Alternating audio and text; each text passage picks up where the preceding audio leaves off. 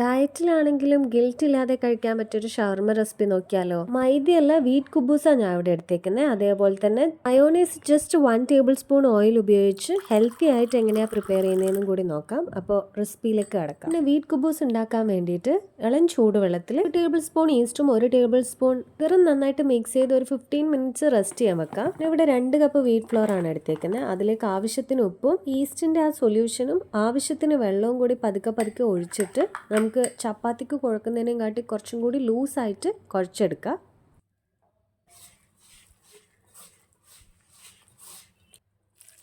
നല്ല സോഫ്റ്റ് ആയിരിക്കണം മാവ്. അതുകൊണ്ട് ഒരു 10 മിനിറ്റോളം നന്നായിട്ട് കുഴച്ചെടുക്കണം. നിങ്ങൾക്ക് പറ്റുമെങ്കിൽ കൗണ്ടർ ടോപ്പിൽ ഇട്ടിട്ട് നന്നായിട്ടൊന്ന് കുഴച്ചെടുക്കുക.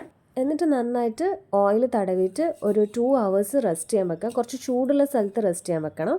2 മണിക്കൂർ കഴിഞ്ഞ് കഴിഞ്ഞാൽ ഇതുപോലെ നന്നായിട്ട് ഫ്ലഫി ആയിട്ട് പൊന്തി വന്നിട്ടുണ്ടാവും. ഇനി ഇതിനെ ജസ്റ്റ് ഒന്ന് എയർ കളഞ്ഞാൽ മതി. നന്നായിട്ട് കുഴച്ച് മാവ് പോലെ ആക്കി എടുക്കണ്ട. ജസ്റ്റ് എല്ലാ സൈഡിൽ നിന്നും ഒന്ന് നന്നായിട്ട് മിക്സ് ചെയ്തിട്ട് അതിൻ്റെ എയറൊക്കെ ഒന്ന് കളഞ്ഞിട്ട് ഇനി ഇത് ഓരോ ബോൾസ് ആക്കി എടുക്കുക. അതായത് ചപ്പാത്തിയുടെ ബോളല്ല, അതിനെക്കാട്ടി കുറച്ചും കൂടി വലിയ ബോളാക്കി എടുക്കുക. ഇതുപോലെ തന്നെ എല്ലാം ചെയ്തെടുക്കുക. കുബൂസ് ആയതുകൊണ്ട് കുറച്ച് തിക്കിൽ വേണം ഇത് പരത്തിയെടുക്കാൻ വേണ്ടിയിട്ട്.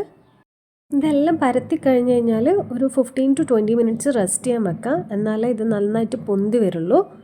നമുക്ക് ഉള്ളിൽ വല്ല ഫില്ലിങ്ങും കാര്യങ്ങളും ഒക്കെ ചേർക്കണ്ടെങ്കിൽ നന്നായിട്ട് പൊന്തി വരാൻ വേണ്ടിയിട്ടാണ് ഈ 15 മിനിറ്റ്സ് റെസ്റ്റ് ചെയ്യാൻ വെക്കുന്നത്. ഇനി ഒരു പാൻ ചൂടായി കഴിഞ്ഞാൽ അതിലേക്ക് നമുക്ക് കുബൂസ് ഇട്ട് കൊടുക്കുക. ജസ്റ്റ് അപ്പം തന്നെ തിരിച്ചിടുന്നില്ല, ഒരു 2-3 സെക്കൻഡ് കഴിഞ്ഞ് കഴിഞ്ഞാൽ ഒന്ന് തിരിച്ചിട്ട് കൊടുക്കുക.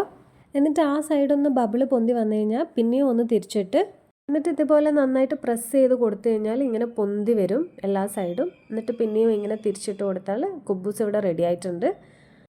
പരത്തി കഴിഞ്ഞൊരു 15 മിനിറ്റ്സ് പിന്നെയും വെച്ചതുകൊണ്ടാണ് ഇങ്ങനെ നന്നായിട്ട് ഫ്ലഫി ആയി പൊന്തി വന്നേക്കുന്നത്. നമ്മൾ സോഫ്റ്റ് വീറ്റ് കുബൂസ് ഇവിടെ റെഡി ആയിട്ടുണ്ട്. ഇനി അപ്പോൾ നമുക്ക് അടുത്ത മയോണൈസ് ഉണ്ടാക്കിയാലോ.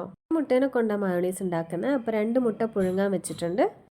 പുഴുങ്ങിയ മുട്ട തോലൊക്കെ കളഞ്ഞിട്ട് ഒരു ജാറിൽ ഇട്ട് കൊടുക്കുക. എന്നിട്ട് അതിൻ്റെ കൂടെ 5 അല്ലി വെളുത്തുള്ളിയും ആവശ്യത്തിന് ഉപ്പും 1 ടേബിൾ സ്പൂൺ വിനാഗർ പിന്നെ ഒരു പിഞ്ച് കടുക് നന്നായിട്ട് ഒരു ഇടികല്ലിലിട്ട് അരച്ചതും കൂടി ഇട്ട് കൊടുക്കുന്നുണ്ട്. എന്നിട്ട് കുറച്ച് വെള്ളവും അതിൻ്റെ കൂടെ 1 ടേബിൾ സ്പൂൺ ഓയിലും കൂടി ഒഴിച്ച് നന്നായിട്ട് ചെയ്തെടുത്താൽ നമ്മളെ മയോണൈസ് ഇവിടെ റെഡി ആയിട്ടുണ്ട്. ഇനി അടുത്ത ചിക്കൻ മാരിനേഷൻ എങ്ങനെയാണെന്ന് നോക്കിയാലോ. ചിക്കനാണ് ഞാൻ ഇവിടെ എടുത്തേക്കുന്നത്. അതിലേക്ക് പൊടികളെല്ലാം ചേർത്ത് കൊടുക്കുക. ആവശ്യത്തിന് ഉപ്പും മഞ്ഞൾപ്പൊടിയും 1 ടേബിൾ സ്പൂണോളം കാശ്മീരി ചില്ലിയും മല്ലിപ്പൊടിയും 1/2 ടേബിൾ സ്പൂൺ കുരുമുളക് പൊടിയും ജീരകപ്പൊടിയും ഇട്ട് 1/4 ടേബിൾ സ്പൂൺ ഗരം മസാലയും 1 ടേബിൾ സ്പൂൺ ഇഞ്ചി വെളുത്തുള്ളി പേസ്റ്റും കൂടി ഇട്ട് ആവശ്യത്തിന് തൈരും കൂടി ഇട്ട് മിക്സ് ചെയ്തിട്ട് ഒരു 1 hour റെസ്റ്റ് ചെയ്യാൻ വെക്കാം. അതിന് ശേഷം പാനിൽ ഓയിൽ ഒഴിച്ചിട്ട് ഇത് 2 സൈഡും നന്നായിട്ട് ഫ്രൈ ചെയ്തെടുക്കുക.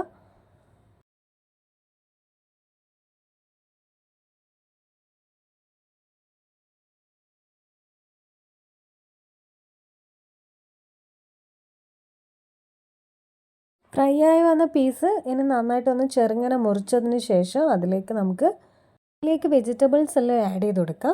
ഒരു ഉള്ളി ചെറുതായി മുറിച്ചതും 1 തക്കാളി സ്ലൈസ് ചെയ്തതും 1/2 ക്യാബേജും ആണ് എടുത്തേക്കുന്നത്, തിന്നായി സ്ലൈസ് ചെയ്തത്. എല്ലാം കൂടി ഇട്ട് നന്നായിട്ട് നമ്മൾ ഷവർമ അടിക്കുന്നത് പോലെ നന്നായിട്ട് എല്ലാം കൂടി ഒന്ന് ഈ 2 നൈഫ് വെച്ച് മിക്സ് ചെയ്തെടുക്കുക.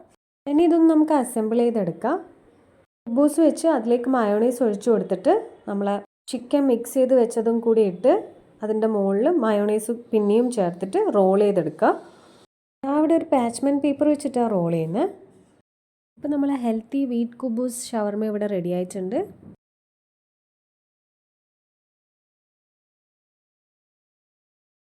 അപ്പോൾ എല്ലാവരും റെസിപ്പി ട്രൈ ചെയ്ത ശേഷം കമൻറ്റിൽ പറയണം എങ്ങനെയുണ്ടെന്ന്. നെക്സ്റ്റ് വീഡിയോ ആയിട്ട് കാണാം. ബൈ. Happy cooking.